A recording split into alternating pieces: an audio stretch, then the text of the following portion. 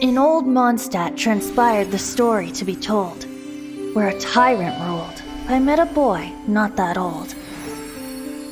The lyre he played, and for a song he sought. But storm walls blocked blue sky, he was sincerely distraught. I do so wish to see the birds in flight, said he, his strong eyes filling with light. But his voice was lost in the howling wind's churn, for the whirlwind takes and gives not in return. The true sky and songs that cageless soar, were they not wishes worth fighting for? So the boy turned, extending his hand. Let us cast down the tyrant and his walls from this land. The young boy raised then the flag of revolt, and I threw myself into freedom's tumult. Victorious were we who fought to be free. Gods fell, winds whipped, nations shook violently. In the smoke, a despot met his doom, and we watched as his great tower fell none too soon. Mondstadt began anew, the story passed down, and since then never has another worn its crown.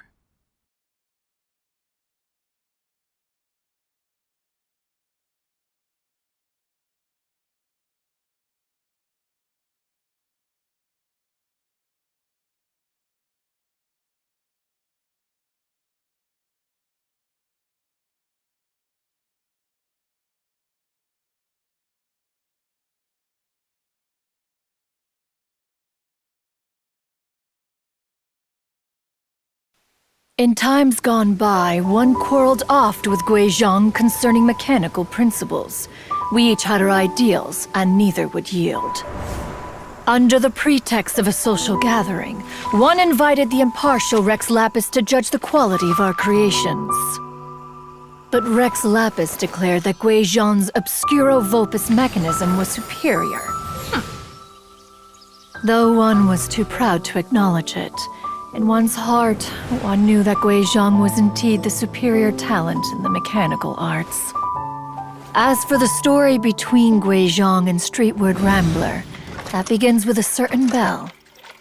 In Guizhong's opinion, while mechanisms were no substitute for human composers, they were yet capable of producing simple but fine melodies. But Streetward Rambler believed music to be an expression of the soul, an emotional enterprise that could never hope to be replicated by machinery. They argued endlessly, until one asked Rex Lapis to intercede. He confiscated the bell and designated it for ceremonial use. Thereafter, one would often find them convening in the mountains, discussing music, mechanics, and all the affairs of the mortal world. But these good times were not to last.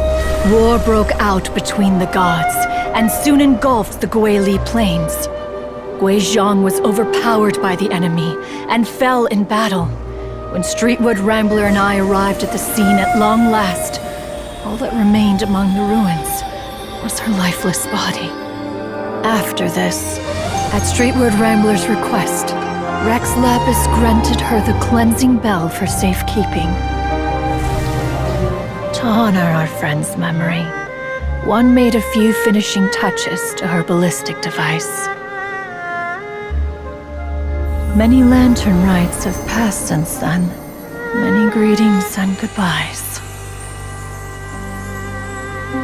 Upon what do you gaze? The Guili Plains? No.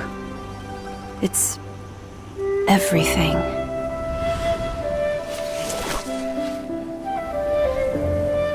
We think of human life as like a lantern that's lit one minute and extinguished the next. But are we Adepti so different? Perhaps as dust settles after a storm, we too must one day return to the world below.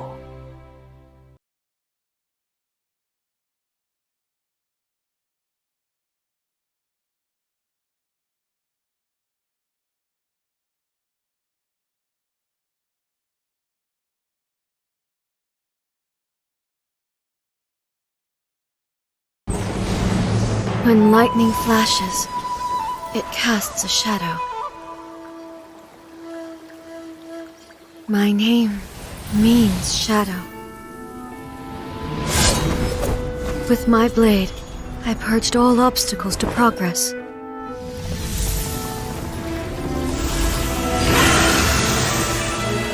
And yet, something was lost with each step forward.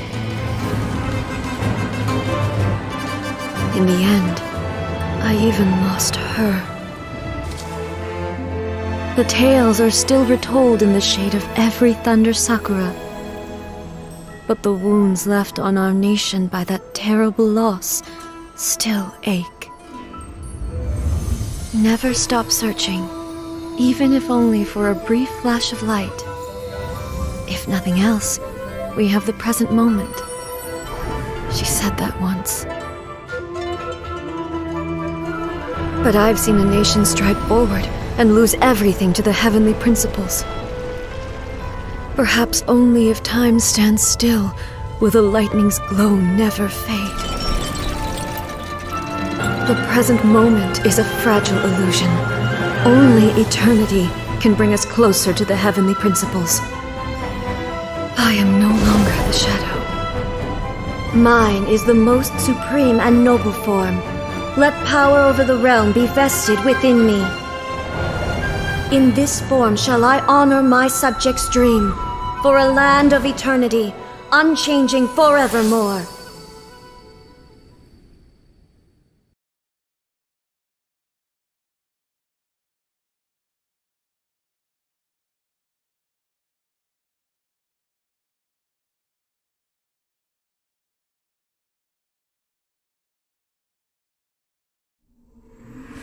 Civilization is born of knowledge, but so too can knowledge be its demise. A disaster caught us unaware. It was knowledge that did not belong to this world. King Deshret brought this forbidden knowledge into our world, and it quickly spread like a plague. People's minds were filled with crazed whispers. Dark gray scales spread across their bodies. Even the land was stripped of its vigor. Only a desperate, deathly silence remained.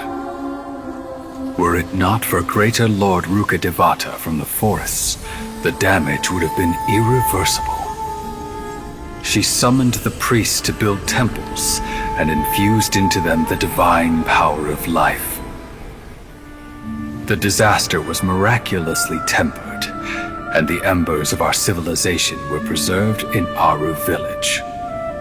Alas, the miracle could not last. As long as forbidden knowledge continued to exist, it would forever blight this world. In the end, the proud king of the desert, my eternal lord, chose to sacrifice himself. I have spent my whole life since guarding one of these many temples. But now, my duty is coming to an end. As I close my eyes for the final time, the sight of that noble deity will appear in my vision once more.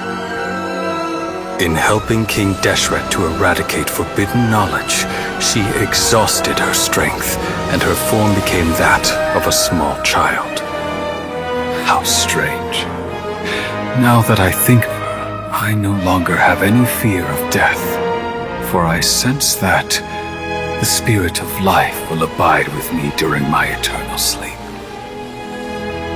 Children of the desert, cling no longer to past grievances, but hold tight to the memory of this act of benevolence.